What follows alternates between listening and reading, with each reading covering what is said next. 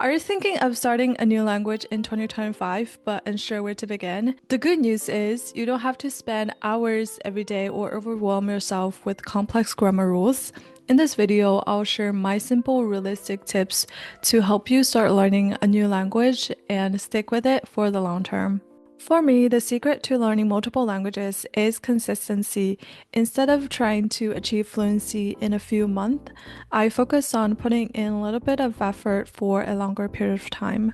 Ask yourself not just can I do this in 3 months, but will I still be doing this in a year? This is why having a strong reason to start is essential. For me, my motivation comes from professional development, studying abroad, or the desire to live in different part of the world. Learning a language isn't just a hobby for me, it's a tool to unlock opportunities. To be honest with you, I don't love memorizing vocabs or studying grammar. What I love is the outcome, being able to understand and speak in real life situations. Therefore, I always set goals to keep myself motivated for the long term.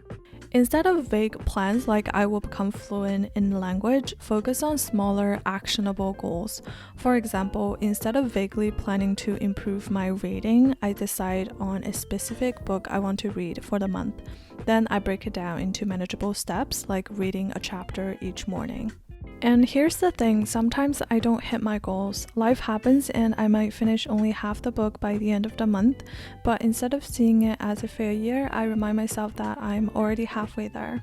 This mindset keeps me moving forward instead of feeling stuck.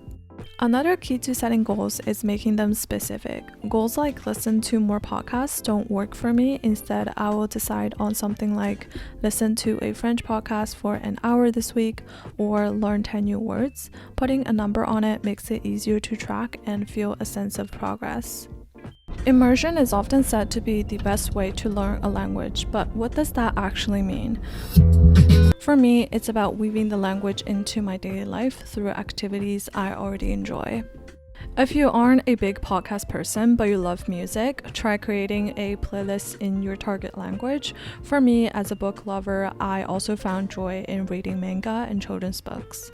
This year, I even started journaling in French. It's a simple but powerful way to practice. After learning new words, I write sentences using them. If I ever feel stuck or run out of ideas, I'll watch a YouTube video or read an article and jot down reflections. I include key takeaways, new vocabulary, and expressions I want to remember. Another tip is to create a dedicated space for learning. For example, each morning after I make a drink and sit down at my dining table, I see my French book close by. Just having it in sight is a subtle reminder to pick it up. These small habits build an immersive environment without feeling forced.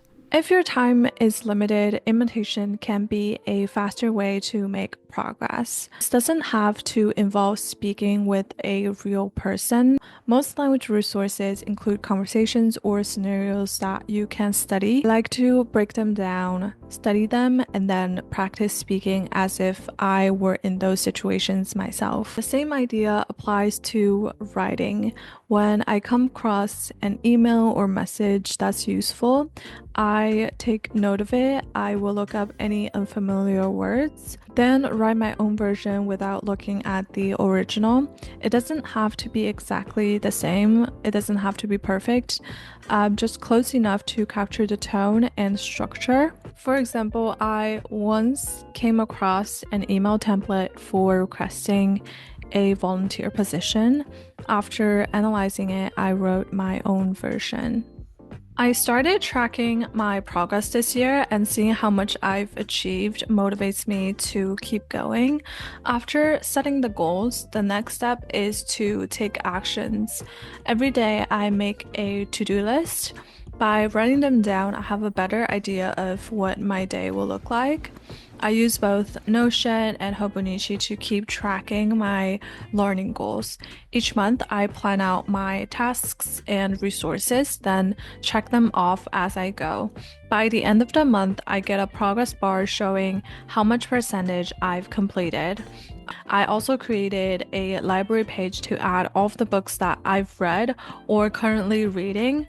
Most of the time, I strictly follow my plans. However, on days when I feel like switching things up, I jot down new ideas in my Hobonichi planner. I also use a language learning tracker to check off the days I've studied each language.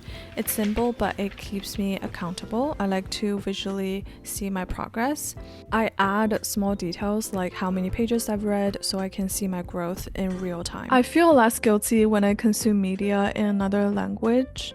We all spend some time doom scrolling. Why not spare some of it for language learning?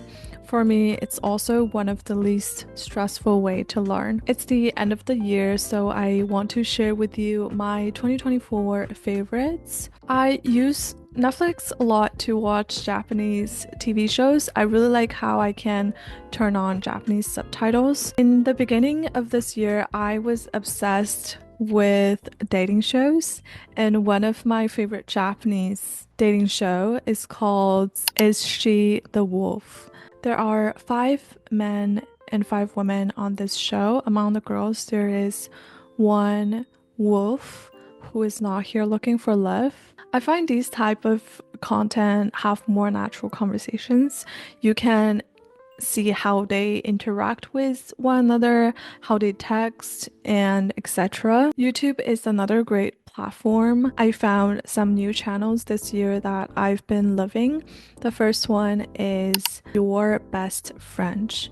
Because I am still a beginner in French, I love watching vlogs, and hers are very refreshing. She makes videos that show you around the city. I also really like Easy French. I feel like I've talked about it a few times on this channel already.